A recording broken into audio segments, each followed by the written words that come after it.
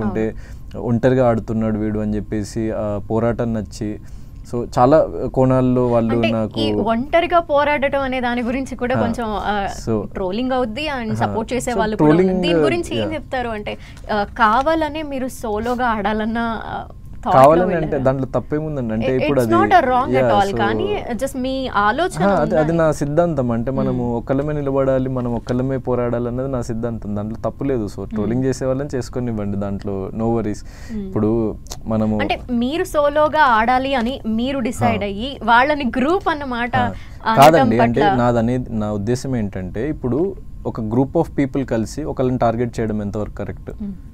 so nominate చేయడము ఇట్లా మేము అందరం కలిసి వీడిని నామినేట్ చేయాలి వాడిని నామినేట్ చేయాలని ప్లాన్ చేసుకోవడం ఎంతవరకు కరెక్ట్ సో అది నా ఉద్దేశం అంతే తప్ప మీరు చూస్తే సో అక్కడ like people also felt that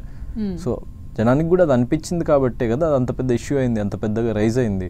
so నా ఉద్దేశంలో మీరు గ్రూప్గా ఉండండి ఫ్రెండ్స్గా ఉండండి కానీ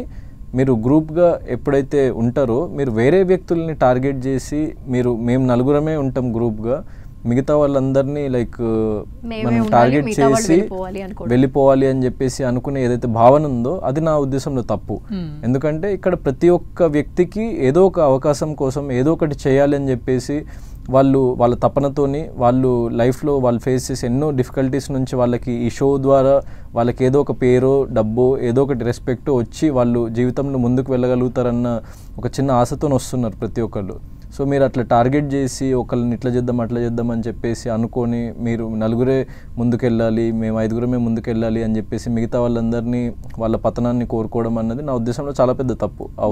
అది ఆ టార్గెట్ చేసింది నన్నైనా ఇంకా వేరే వ్యక్తినైనా కూడా నేను అలాగే నిలబడేవాడిని అలాగే నిలబడ్డా నేను